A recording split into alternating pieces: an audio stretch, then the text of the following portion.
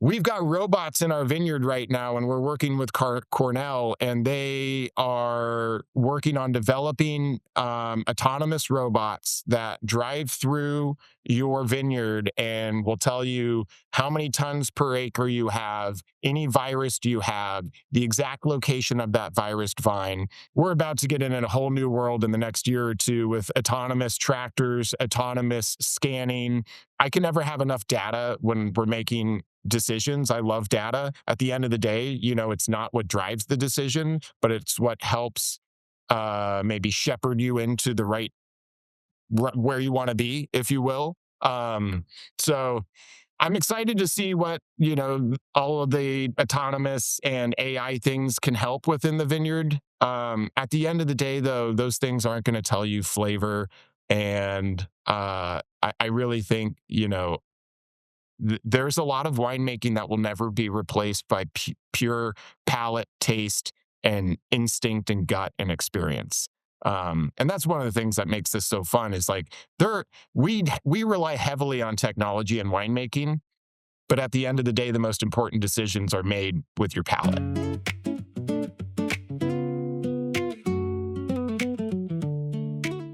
It all started with the spring, right? When these vines wake up. And in February and March, we had some of the warmest weather we had had. And it all has to do with soil temperatures. That's what's really waking these vines up. And so the soil temperature was a lot warmer than normal. And so the vines really got a 3-week head start at bud break. But then to add on, we just had really, really warm weather after bud break. And so, we were seeing like 2 weeks of growth in a week, and that carried on. And everyone had been saying all season, like, oh, it's going to be an early harvest. It's an early harvest, like 3 weeks. I was like, there's no way this is going to be 3 weeks early. And truth be told, it was like July 15th. And, or it was like the week of that second or third week of July. And Kyle Altimore, our buddy at Gloria Ferrero, was like, texted me, he's like, Jeff, you're not going to believe this. I've got Pinot Noir at 14.8 bricks. And for sparkling, we're picking this between like 18, 19 bricks, picking it early. So there's less alcohol when you go to tirage, then we're finishing at about 12.5% when it's all done. But I was like, there's no way you're 14.5 bricks. I was like, this is like July 15th. I cannot get myself to go do maturity sampling. Typically, we've never done maturity sampling until the first week of July. So I was like, all right, well, I'm going to wait till next week. There's no way I'm going and starting maturity sampling. I'm just going to walk the vineyard next Monday. And so let me look at the calendar to tell you exactly what date this was so we can. So I'm just going to, because I just recorded and I'm loving this. For anyone who's tuning in now, we just started early. I just hit record because we're talking about, this is one of the earliest harvests in a long, long time. It's like, it's in full swing right now. Oh, full swing. Yeah. So it was July 20th. I go out and I'm thinking we're going to start maturity sampling first week of August. And Kyle told me the week before, hey, I think we're close. And I was like, well, if you're in Carneros and you're close and I'm up in Rutherford, we're always like 8 degrees, 10 degrees warmer in Rutherford than Carneros. I got to just take a look. And so on July 20th, I go out there and I start tasting our Chardonnay that we're going to use to make our sparkling wine. I'm tasting it. And typically when you're tasting these sparkling wine grapes, there is so much acid, it's literally like turning your mouth inside out. And I'm tasting this stuff, I'm like, oh, crap. This is like got flavor. And typically flavor doesn't start popping until like 18, 19 bricks. And the acid's not turning my mouth inside. I was like, oh, shit, I got to go get like a serious sample here and see where we're at. And I ran back to the winery. And whenever you're getting close to picking, the larger the sample, the more accurate it is. So we don't mess around with berry samples in plastic bags. I'm like, I'm getting a 5-gallon bucket and I'm filling this thing up with clusters. Brought it back to the winery, squeezed it up, handed it to the winemaker or the assistant winemaker. And I said, Rachel, let me know as soon as you can where we're at with the bricks. And like 15 minutes later, she comes scooting over. She's like, Jeff, you're not going to believe this. We're at 19.25 bricks. And I was like, oh man, it's time to go. And so I literally like went out to the crush pad and the cellar crew was in the middle of summer rackings. I was like, guys, you're not going to believe this, but I think we're picking tomorrow. We need to stop what we're doing. We need to get these barrels back in the cellar. We need 20 macro bins clean by the end of today and the press clean. Let me call the vineyard manager and see if he can scramble tractors and crews to pick. It was literally like 11 a.m. on July 20th, and I was like, we got to pick tomorrow. And I called up the vineyard manager. I was like, dude, can you scramble? We got to get this stuff off the vine. He's like, I got you. And so sure enough, we picked the next day and we freaking nailed it. It came in at 19 and a half bricks with a TA of 12. You want to be kind of between 10 and 13 with your TA, and then a pH of like 3.05, which is just money for sparkling. And I was like, we almost got caught with our pants down. I can't believe this. It was July 21st and we're picking. But the thing is like, because we had the early spring, I would be concerned as a winemaker if it was a normal bread break and then 3 weeks early harvest, because we would have not had the ample time to develop flavors, aromas, and everything we're looking for. But I have to remind myself, the grapes have been on the vine almost the normal amount of time. They just started early. So this year you need to close your eyes, don't worry about the calendar, and just go off your gut and your flavor and what you're seeing and tasting, because it's a new world out there. And if you're trying to make wine like you did 2 years ago, and you're gonna miss the boat. So that's what's fun though. It's like I got excited. I was like, that sounds exciting, man. Boy. It sounds exciting because it's like you just have to go on the fly. I remember there was this one movie I got to be a part of, and it wasn't a big production, but they were filming in LA and they were trying to get a sunset. And and they're like, all right, are we gonna go? Is it gonna be good? Like, we're waiting for the right weather or the right this. And then one day the production team said, it's now. And we're like in 2 hours? They're like, no, it's now. And we everyone packed up. We hustled to that location. It was wild because it was go time. And it was just like, that was it, And as harvest approaches, like, it's already here now. But like for people that are looking at this, what's the one thing that still keeps, an experienced winemaker up at night? And it sounds like you already told me part of it, but like, what else, man? Really, there's so much that has to come together just right for, everyone. We take for granted that our wines always turn out great, but really there is a lot that has to go right. You're trying to nail your pick. You're trying to make sure the logistics are going to work. Nobody ever thinks about logistics in winemaking. They're like, well, no, you pick when you want to pick. And it's like, no. This is real world, real life stuff. We work with a vineyard management company and we are their number one customer. We always get priority, but they also have other clients. We're not the only people trying to pick. And so I've already been told next Monday and Tuesday, Jeff, we can probably get you 12 tons. But if you wanted your full 24 tons on that day, there's no way we could do it. But we can definitely get you 12 tons. And they're being super flexible. But I'm like, man, there's already winemakers throwing darts at the calendar like a week ahead. And I give them a lot of credit, but there's also a little bit of guessing involved if you're going to call a pick a week ahead and we're in 95-degree heat trying to guesstimate where that acid and flavor and sugar is going to be.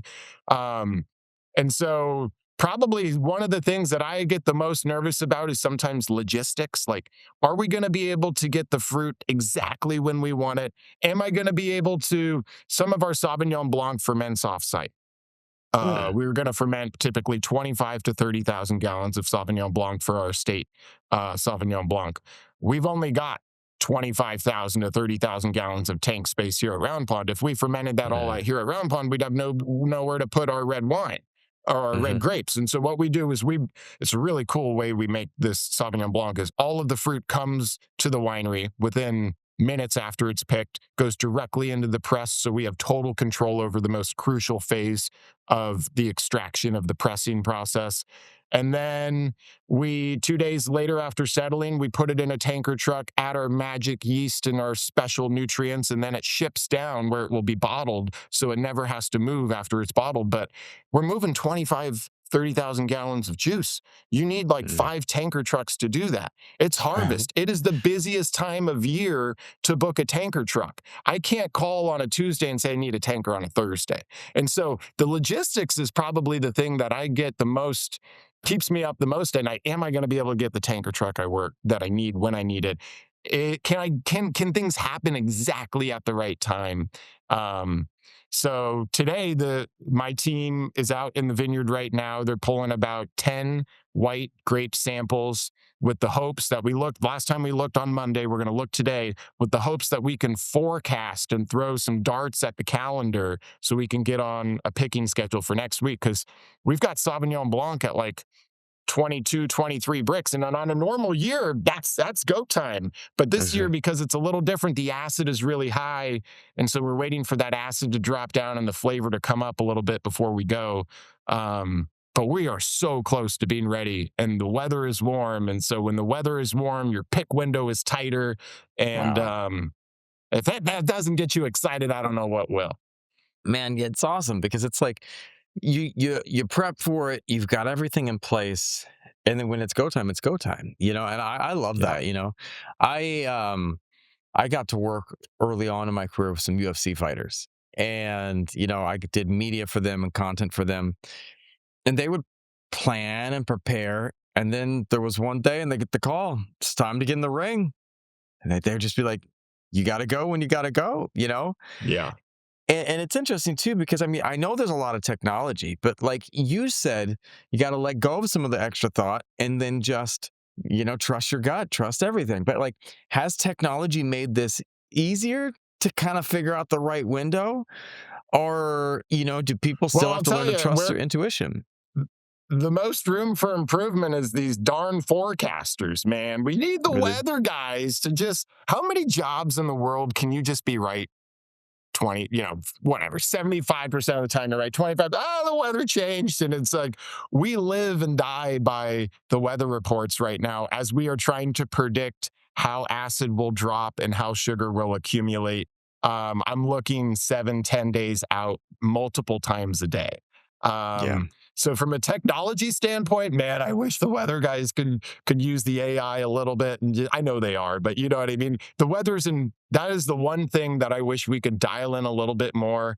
Um, there hasn't been any breakthrough technology in the last couple years for what we're doing in the laboratory for, our analysis.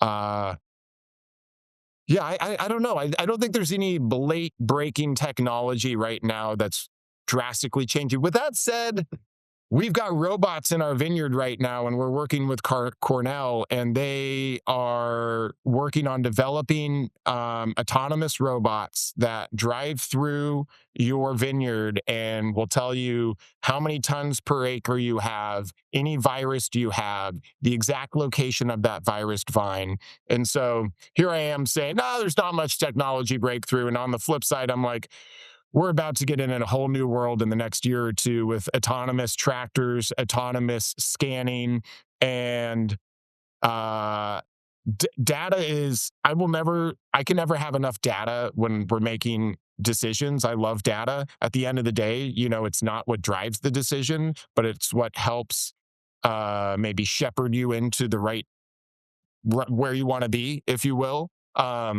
So I'm excited to see what, all of the autonomous and AI things can help within the vineyard. At the end of the day, though, those things aren't going to tell you flavor.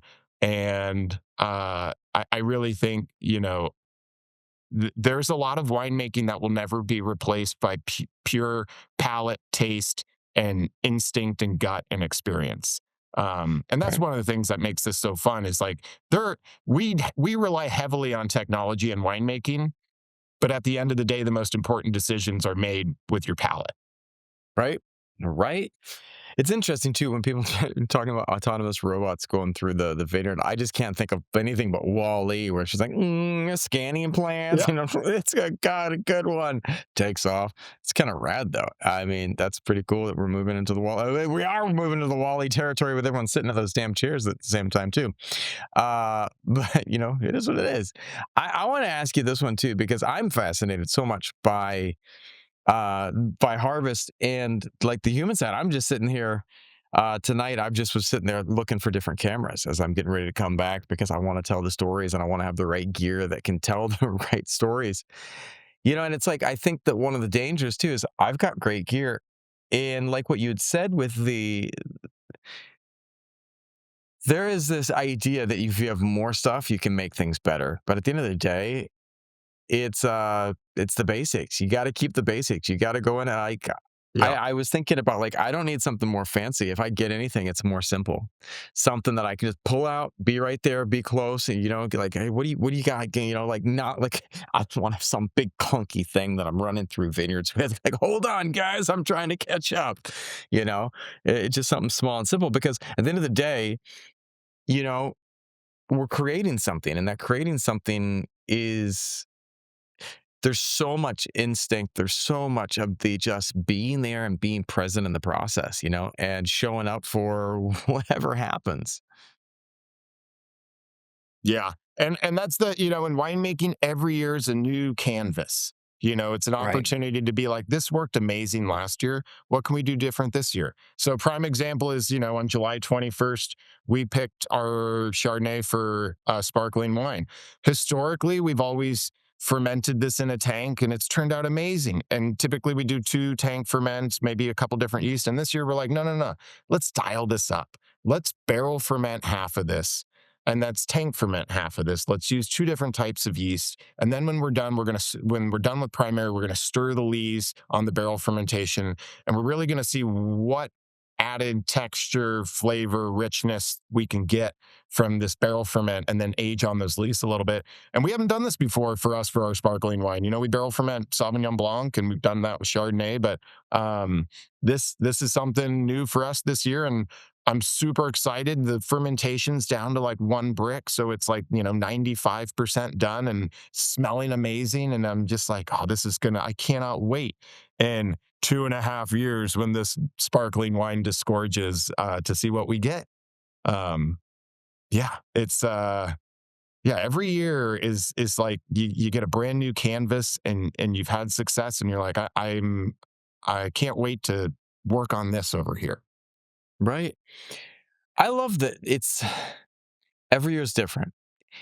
I used to teach kids, and one of the most fun things I'd have is that every year a new class would come in. You have new personalities, new everything. And Yeah. your job as a teacher is not to try to like go, let's break these kids, let's break them and make them the way I want them to be. But it's to take them and sit there and go, how can I mold this child? How can I mold them into a better version of themselves? And I think that from everything that has been described to me of winemaking by winemakers, and I really, really, really want to take some of the UC Davis classes and learn more about it because to me it sounds so interesting to take something and then just to shape it step by step. But like I also have a lot of misconceptions, and I think that there are a lot of people do about what actually happens during harvest and into the winemaking. What are some of the biggest misconceptions that people might have? I would say some of the biggest misconceptions people may have of harvest is uh, everything is routine. It's we do have, let's say, we do have a recipe. I wouldn't call it a recipe. We have a style of winemaking that we do, and we've got a house style. We want our wines to be similar every year. They're going to show the unique terroir in the vintage, but we don't want our Cabernet or our Sauvignon Blanc to be totally different every year. So we have our house style. But with Yeah. that being said, every single year there's going to be things that come up during fermentation or aging or during the growing season that if you don't pivot and do something different, then your end result is not going to be what you're going to achieve. Um, a great example is like for harvest this year, our flowering out in the vineyard, typically when the vines flower, every flower is going to create a grape on the cluster. It's one of the most critical times of the grape growing season. If you have inclement weather, if it's too hot, if it's too cold, if you have rain or wind, that flower won't set and you don't have a berry there.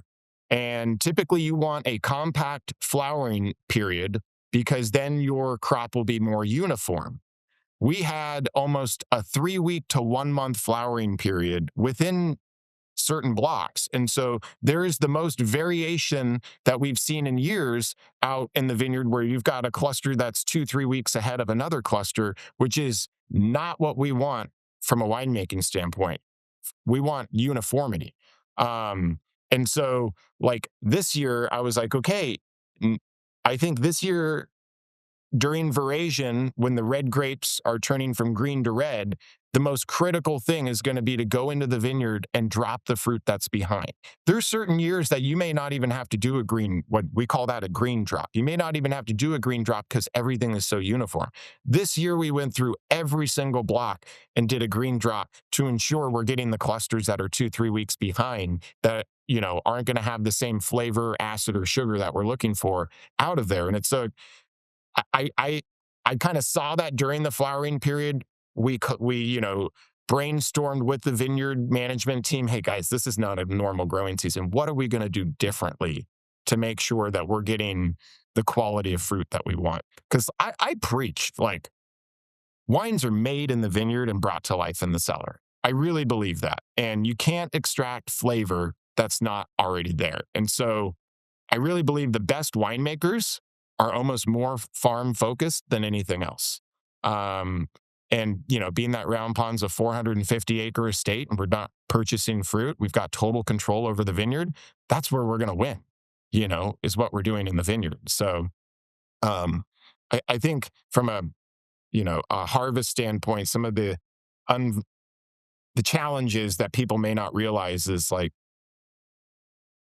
every year's a new ride, and we have our style, but you have to be okay doing things a little bit differently sometime. If you've got a high tannin year, you're going to need to back off your pump overs at the end of harvest. If you've got a low tannin year, you may want to leave your red grapes, on skins during fermentation an extra day. So as your fermentation is finishing and that alcohol is extracting seed tannin, you can get just a little bit more structure than you're looking for. So, I think people don't always realize, like, how much critical thought is gone into each decision that's made during harvest. That's one of the cool things is it's like nothing's the same. And that's where it's been great as I've been scheduling my documentary. I've been asking people, hey, when can we shoot? And people are like, yeah, no idea. Like, I don't know. And I was like, when do I need to be there? Don't know. And we'll tell you the day before. Call us the day before and we'll let you know. And it's like one of the things is, like, I love it because it's the most zen type of a thing you can think. Being in that present moment. Nature is a very zen thing where you can't necessarily come in with too many preconceived ideas with nature. I had in university, I had a teacher who tried to teach me the art of bonsai, shaping the little trees. And what was wild is, like, you have these ideas and then the tree's like, yeah, no, I'm going to go this way. Yeah. And you're like, no, we are shaping you this way. And the tree's like, yeah, no, I like this way. You're like, what the hell, man? And the best, a more junior, like, bonsai, sculptor is going to go, I'm going to continue to get it and I will force Yeah. it to go this way. Yeah. But the true masters are like, it wants to go this way. We will let it go this way and see what emerges. And, like, that's the How beauty can of, we like, shepherd it? yes, how can we shepherd it? It wants to go this way. There must be a reason, Yeah. So let's see how we can do that. Now, certainly nature does do some crazy stuff, but at the same time, can you be present at it? Really, as a winemaker, our sole job is to make sure that we are making these wines as expressive as they can and want to be. Like, that's where I'm like, these wines are made in the vineyard, and our job is to bring them to life, to make sure they reach, to your point when you're teaching, I want to make sure I give this wine the tools it needs to reach the maximum potential it has. Flavor, aromatics, texture, mouthfeel. These are all the things that we're striving to achieve. And so, yeah, the bonsai tree wants to go a certain way. The vineyard wants to go a certain way. You can fight it, and you may not get where you want to go and end up with a poor result rather than, okay, you want to go this way. I'm going to help you go this way, but I'm going to make sure that, uh, we're still able to achieve what we want to achieve. A great example is that is like so many people on the valley floor believe like tight spacing, these vines, the soils are deep. These vines have tons of energy. Let's put them in tight spacing and make them compete against each other because then we're going to get the stress of the vines. And kind of at Round Pond, we're like, well, we've got vigorous, we've got deep soils. We're on 03916 rootstock, which is known for vigorous rootstock. We use that rootstock because it's less susceptible to disease and our nematodes that we have here. But our vines want to be big. So the worst thing we could do is be planting them super tight. What we do is we let the vines be big. You want to be big? We're going to let you be big. We're going to have 7 by 11 spacing. So, every 7 feet by 11 feet, you've got a vine, and we're going to allow you to be big and you're going to hang the fruit, but then the vine's not going to, it's going to be more happy and we're going to get the balance that we need. And really, balance is really the key in the vineyard. And so it's always interesting. There's a million ways to do it, but I love the creative thinking of like, no, let's not fight it. Let's embrace it. And when we embrace it, we're going to get the results we want. I love it. You got to embrace it, man. That's such a beautiful wisdom for life as well. But like, I'm fascinated too, because is there a moment, like, again, you told me you guys were you said you were almost gotten into a crazy tough position. Like, is there a moment during the winemaking process when like one bad decision can change everything? Oh, last year is a great example, the 2025 harvest. There are certain years that are considered, 2023. I'll be honest, I call that the AI vintage. It was Mm, like if AI dialed up a vintage, this is exactly what it would be. It was the absolute perfect growing conditions. mm, It was kind of hard to screw it up from a winemaking standpoint. You know what I mean? Like your pick windows were huge because it wasn't too hot.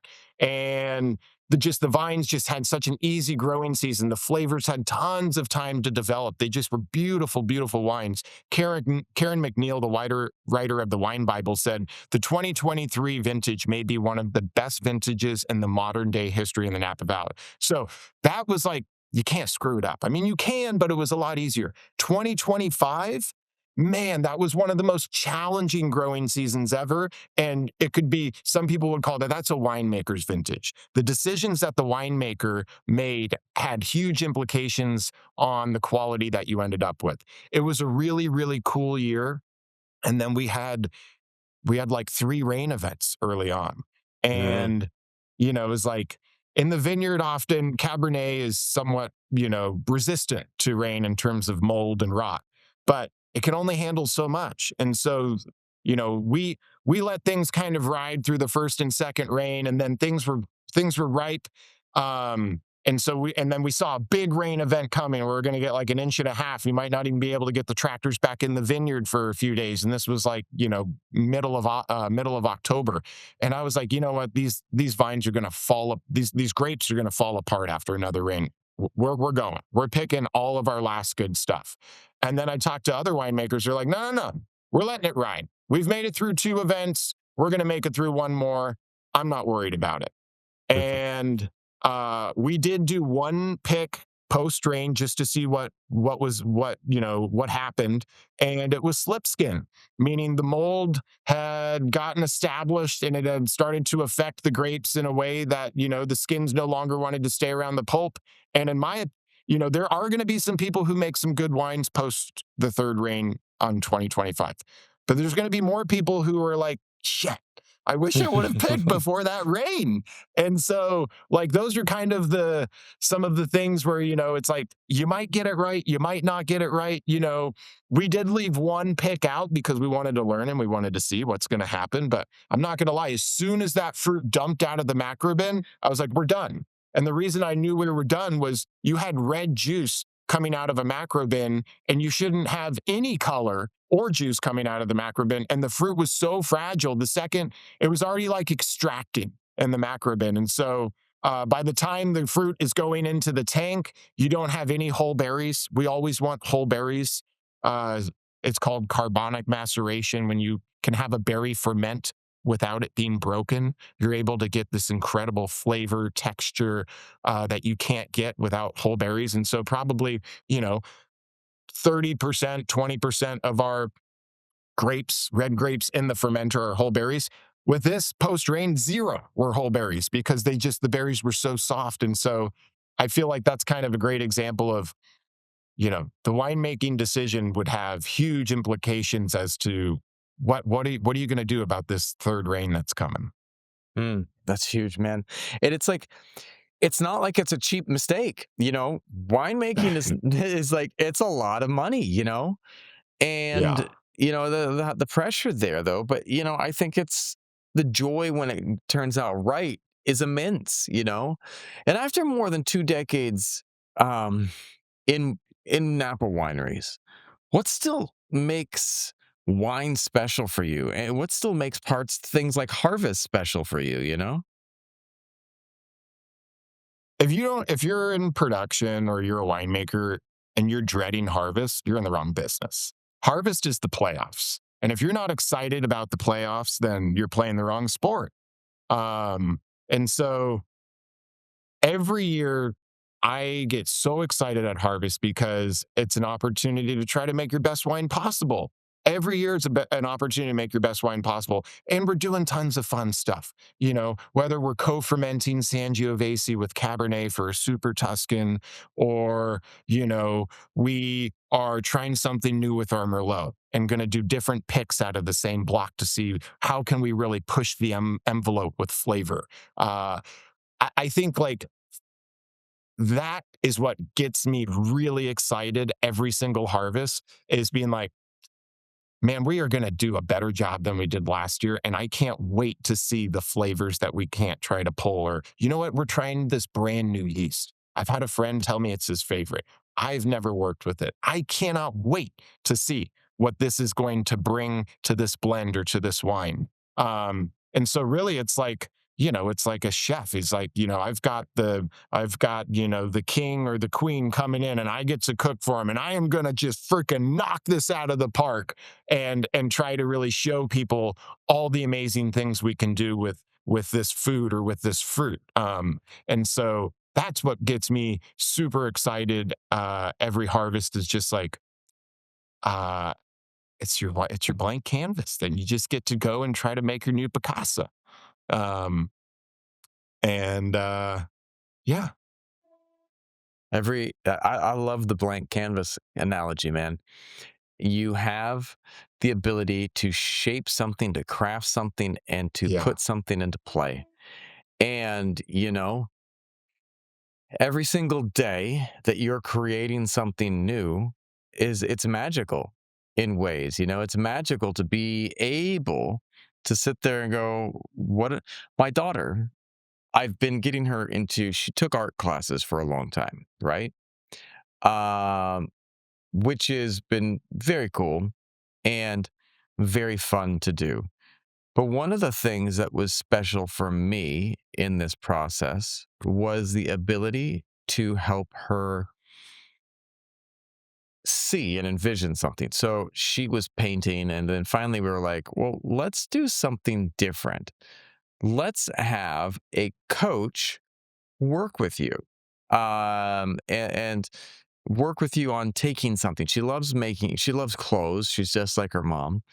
And so I found sewing teachers that would take her from a picture to her having a finished outfit. And every single thing that she did, she got to make stuff because she's like, Dad, get me a sewing machine. We got one. And she's like, I don't know what to do. And I'm like, you are asking the wrong person. I do not have any idea what to do. But what's amazing is that every week when her teacher comes in, she takes nothing and turns it into something. She took a couple of my old flannels, and she's like, these look like they're done. And I was like, no, those are still good. They're comfortable. And she's like, they look like they're done and have holes in them. I was like, there's no holes in them. And she's like, give them to me. And I was like, oh, well, that's where we're getting to. That's what you really wanted. And she turned it into a pair of flannel shirts. She turned them into some shorts. That is super cool. Yeah. But what was powerful was like this vision of taking of something and turning it of a blank canvas and turning it into something beautiful. And I think it's such a beautiful thing, like in life, when that we can do that. And I think that that's one of the most beautiful things about food and wine is like, you take a bunch of raw ingredients and then suddenly we have a meal, like that's Yeah. powerful. And it's beautiful then to be able to share that with people. And I want to ask you that, like, if someone truly wanted to understand wine, what experience would you tell them they absolutely have to have? I think one of the coolest things about wine is, the Romans made wine thousands of Right. years ago. They knew a little bit, didn't know a lot in terms of what we know today. Um, making beer is far more complicated than making wine in terms of trying to make something that's, you may not need to know very much, but you're going to have a successful fermentation. Um, Beer, your sanitation has to be just beyond perfect because, so many microbes can live with 5% alcohol and a higher pH, where wine has so much acid and a lower pH and so much alcohol. Really, there's nothing that's going to live in wine that can get you sick. And that's why the Romans used to say it's safer to drink wine than water. Mm. And so I really feel like the coolest thing is, my very first harvest in 2002 at Provenance, my mom lived in St. Helena and, one of these cookie cutter homes that had like 2 rows of vineyard in the front of her yard for I aesthetics, and I know what you're talking probably about. like probably was like, who knows? I think it was Cabernet, but like not necessarily on good soil and farmed properly and whatever. But there was red fruit and it was sweet. And I was like, you know what? I'm doing this at work. I'm going to try this at home. And so I grabbed a 5-gallon bucket. I went out and picked all the fruit, and then I just hand destemmed it, threw it in the bucket, and fermented it. And just Hmm. at home, being able to ferment it as like a 20-year-old and just watch it is like, oh, wow, the skins are floating now. It's like, the CO2 is active and it's pushing them to the top. And just to be able, so you can like really simplify winemaking, and you can make it in a 5-gallon bucket. You make it in a trash can at home, or you can make it in a really expensive stainless steel tank and check all the enzymatics and like, what is our TA, our pH, our malic, what is, what's really going on, and really dive down a rabbit hole. So I think that's one of the coolest things is you can simplify wine so easy, and then you can, geek out on it. And look at all the chemistry and try to really, uh, you know, be meticulous in every decision. Yeah, Um, so I think that's one of the cool, fun things is you don't have to be an expert to make wine, but you can be an expert. It's just there's such a wide range of variation. I love that, man. Well, where can people go to find out more about you and the wine that you're making? Please look us up at roundpond.com. Round Pond is an amazing family owned winery. We're doing so many cool things. And so I'd love for your listeners to come visit us at the winery.